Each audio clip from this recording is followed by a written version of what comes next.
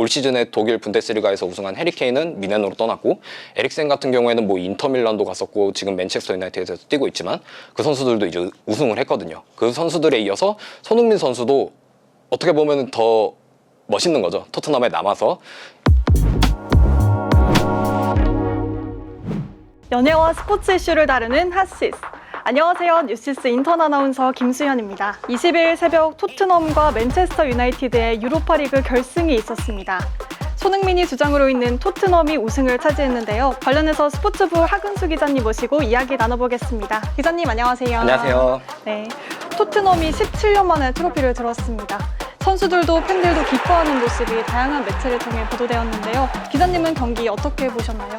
네, 오늘 촬영하는 22일 새벽 4시였죠. 스페인의 빌바오의 산마메스 경기장이라는 곳에서 맨체스터 유나이티드와 이제 결승전에서 맞붙었습니다.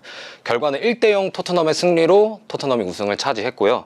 토트넘은 리그 스테이지에서 4위, 그리고 16강에서 AJ 알크마르라는 네덜란드 팀을 상대해서 올라왔고, 8강에서는 독일의 프랑크푸르트, 4강에서는 보데글림트라는 노르웨이 팀을 꺾고 결승에 올라왔습니다. 이 경기가 되게 재미있었던 게 사실 유럽 메이저 대회의 결승전인데 토트넘과 맨유 둘 다 리그에서의 상황이 좋지 않았어요. 토트넘은 EPL에서 17위, 그리고 맨유는 16위였거든요.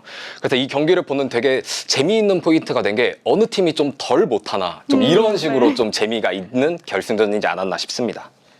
손흥민 선수가 예상과 달리 선발 명단에 포함되지 않았어요. 그 이유가 어떤 거였을까요? 대부분의 뭐 통계 매체도 그렇고 언론에서도 그렇고 손흥민 선수가 선발로 나올 거라고 예상을 했어요. 아무래도 부상이 있었기는 했지만 손흥민 선수가 가지고 있는 어떤 경험적인 부분도 그렇고 실력적인 부분도 당연히 선발로 들어가는 게 맞다고 생각이 들었는데, 결과적으로는 이제 벤치에서 시작을 했습니다. 이거는 좀 크게 두 가지를 생각해 볼 수 있을 것 같아요. 좀 긍정적인 시선에서 바라보면은 아무래도 토트넘이 올 시즌 전반전에는 좀 강했고 후반전에는 약한 모습을 보여줬거든요. 그래서 손흥민 선수가 가지고 있는 어떤 스프린트 능력이라고 하던가 결국에는 해결을 짓는 클러치 능력을 좀 활용하기 위해서 후반전 교체 투입을 생각한 게 아닌가라는 조금 긍정 회로를 돌릴 수 있을 것 같고요. 반대로 반대편에서는 발 부상을 한 달 정도 겪었거든요. 최근에 복귀를 했기는 했지만 사실 컨디션적으로 100%는 아니었기 때문에 포스테코글루 감독도 조금 더 신중하게 지켜보자라는 차원에서 후반전 교체 투입을 생각하지 않았나 싶습니다. 그럼 전체적인 경기 양상은 어땠나요? 앞서 말씀드렸듯이 누가 덜 못하나의 싸움이었잖아요. 되게 치고받는 흐름으로 전반전은 재미있게 흘러갔습니다. 토트넘도 토트넘 나름대로의 공격을 펼쳤고, 맨유는 측면을 중심으로 좀 공격을 했는데 전반 막바지에 이제 토트넘이 먼저 선제골을 넣었죠. 사르가 이제 측면에서 크로스를 올렸는데 이 공이 상대 수비수 맞고 굴절이 돼요. 그래서 상대 골키퍼가 조금 흔들리는 틈을 타서 존슨이라는 선수가 마무리를 하면서 득점을 했습니다. 손흥민 선수는 후반 22분에 교체 투입이 됐습니다. 이게 공격 포인트를 올리기에는 충분한 시간은 아니었다고 생각되는데요. 그렇다면 손흥민 선수는 어떻게 경기에 임했나요? 아무래도 경기 후반부 막판부에 투입이 되기도 했고, 상대가 이미 지르크지라던가 가르나초 같은 조금 공격적인 선수를 투입을 했기 때문에 아무래도 급한 거는 맨유, 공격적으로 나올 거는 맨유였기 때문에 토트넘 입장에서는 아무래도 좀 내려앉는 수비적인 입장을 취할 수밖에 없었어요. 손흥민 선수를 활용한 어떤 역습 상황에서의 장면은 있었지만 그게 결국에는 날카로운 장면으로 이어지지는 않았고요. 이날 경기에서 제일 날카로웠던 부분을 살펴보면 아무래도 프리킥을 꼽고 싶습니다. 측면부에서 조금 먼 지역에서 올라온 프리킥이었는데 이 공이 되게 날카롭게 들어갔는데 단소라는 수비수의 발에 닿지 않아서 결국에 득점은 안 됐어요. 그래서 그 부분이 조금 제일 날카로웠던 장면, 그리고 그 외에는 뚜렷하게는 아쉽지만 결정적인 장면을 만들지는 못했고요.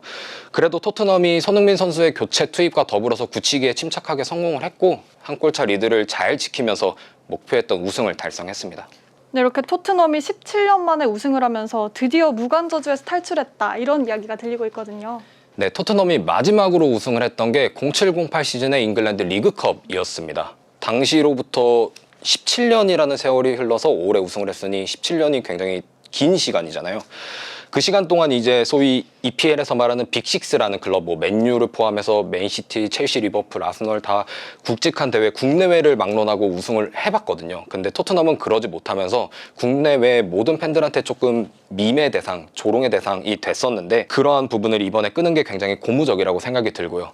그 기간 동안 우승의 기회가 없었던 것도 사실 아니었거든요. 뭐 예를 들어서 가장 중요했던 18, 19 시즌에 챔피언스리그 결승전이 있었습니다. 당시에 이제 손흥민 선수 포함해서 알리, 에릭센, 케인이 있었는데 우승을 목전에 두고 트로피를 놓쳤거든요. 그 이후에 이제 그 황금 세대들이 또 줄줄이 토트넘을 떠나는 좀 안 좋은 일도 있었어요. 예를 들어서 올 시즌에 독일 분데스리가에서 우승한 해리 케인은 미넨으로 떠났고, 에릭센 같은 경우에는 뭐 인터밀란도 갔었고 지금 맨체스터 유나이티드에서 뛰고 있지만 그 선수들도 이제 우승을 했거든요. 그 선수들에 이어서 손흥민 선수도 어떻게 보면 더 멋있는 거죠. 토트넘에 남아서 트로피를 추가했다는 게 참 값진 것 같습니다. 네, 손흥민 선수가 토트넘 입단 10년 만에 우승을 한 거죠. 네, 15년도에 이제 토트넘에 입단을 해서 딱 10년이 걸렸네요. 그것도 유로파리그도 결코 작은 대회가 아니거든요. 큰 대회인데 이 대회에서 우승을 했다는 게 굉장히 고무적인 것 같고요.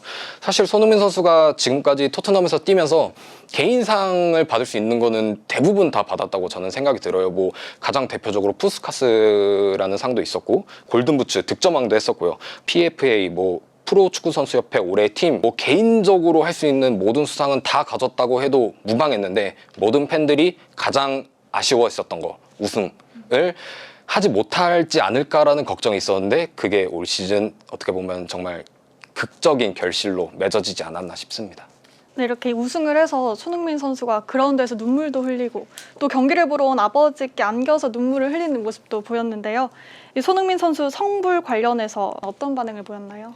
손흥민 선수가 끝나고 이제 인터뷰를 하는데도 그 벅차오르는 감정이 정말 그대로 전해지는 것 같아서 저도 굉장히 기쁘더라고요. 선수가 또 경기 전날에도 이야기를 했는데 자기는 한국인으로서 정말 자랑스럽다라는 이야기를 했어요. 근데 우승을 하고 나서도 한국인으로서 우승할 수 있어서 정말 자랑스럽다라는 이야기를 다시 한번 해서 어떻게 보면 우리 국뽕을 한번 차오르게 하는 그런 일이 있었고요. 토트넘의 어떤 레전드에 대해서도 얘기를 했습니다. 늘 손흥민 선수에 대해서 따라붙는 이야기가 이 선수가 정말 토트넘의 레전드인가 라는 이야기를 많이 했었어요. 뭐 해리 케인을 포함해서 걸출한 선수가 여럿 있었지만 결국에는 모두가 우승을 17년 동안 이루지 못했기 때문에 그 반열에 오르는 게 조금 힘들지 않을까, 그러니까 갑론을박이 벌어졌었는데, 오늘 우승한 이후에 이제 손흥민 선수는 토트넘 레전드가 됐다. 오늘만 딱 그런 식으로 얘기를 해서 또 굉장히 기분이 좋았습니다.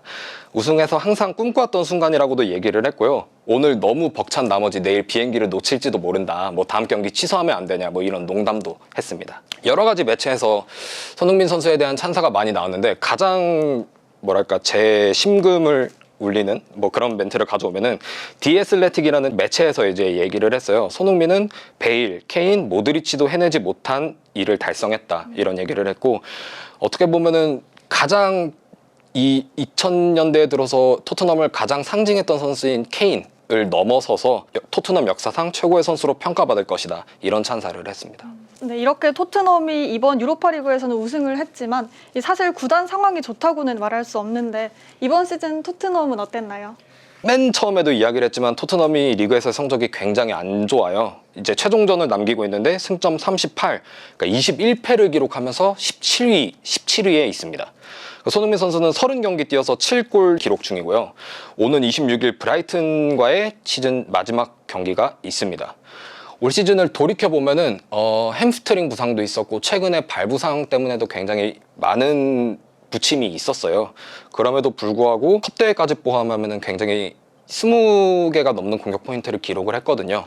그럼에도 불구하고 팀의 어떤 부진 때문에, 주장이라는 책임감 때문에 비판을 피하기는 어려웠지만 유로파리그 우승이라는 걸로 유종의 미를 거둬서 참 다행이라는 생각이 들고요. 다만 아쉬운 거는 리그에서 손흥민 선수가 가지고 있는 굉장히 큰 기록이 하나 있는데 8시즌 연속 리그 두 자릿수 득점이라는 기록이에요. 이게 EPL 역사를 통틀어도 6명에서 7명 정도밖에 이루지 못한 대기록인데, 시즌 최종전이 남은 가운데 3골이 필요하잖아요. 사실 해트트릭을 하면은 달성할 수 있지만 현실적으로는 좀 쉽지 않기 때문에 그 부분이 조금 아쉽지만 뭐 최종전 브라이튼전 저도 같이 한번 응원을 해보도록 하겠습니다. 이렇게 해서 토트넘의 시즌은 사실상 마무리가 됐다 해도 무방한데, 근데 손흥민 선수가 토트넘을 떠난다고 소문이 돈지 꽤 됐는데 이번 우승이 손흥민 선수와 토트넘의 미래에 어떤 영향을 끼칠까요? 사실 토트넘과 손흥민 선수의 어떤 계약 연장에 대해서는 굉장히 오래전부터 이야기가 나왔고요. 근데 이번 시즌, 그러니까 중간이었죠. 지난 1월에 재계약 대신에 계약 조건에 있었던 연장 옵션을 발동을 했어요. 그래서 2025-26 시즌까지 일단은 동행을 하게 됐고요. 시즌 내내 이적설이 나온 것도 사실이고 여러 팀에서 관심이 있다는 기사가 되게 많이 올라오고 있어요. 근데 이번 유로파 리그 우승으로 저는 개인적으로는 조금 상황이 달라질 수도 있다고 생각을 해요. 이번 여름 이적 시장이 토트넘 입장에서는 이적료를 챙길 수 있는 어떻게 보면 마지막에 가까운 기회인데 구단 입장에서는 전설에 오른 손흥민 선수를 이대로 매각하지는 않지 않을까? 이와 더불어서 유로파리그 후에 우승 효과도 있는 것 같아요. 뭐 제가 직접 기사에서도 다뤘지만 유로파리그 우승을 하면은 다음 시즌 챔피언스리그 진출권이 획득할 수 있거든요. 거기에서 이제 부차되는 어떤 여러 가지 수익, 뭐 입장권 수익, 슈퍼컵 참가까지 모든 거를 고려하면은 최소 1,000억 원에 가까운 돈을 이번 우승을 통해 확보를 했거든요. 큰 돈도 왔으니 손흥민 선수랑 재계약을 다시 한번 체결해보는 것도 불가능한 거는 아니다라는 생각을 조심스럽게 해봅니다. 오늘은 손흥민 선수의 이번 시즌을 돌아보고 또 유로파리그 우승까지 살펴봤습니다. 다음에 또 다른 스포츠 관련 이슈로 찾아오겠습니다. 많은 관심 부탁드립니다. 감사합니다. 감사합니다.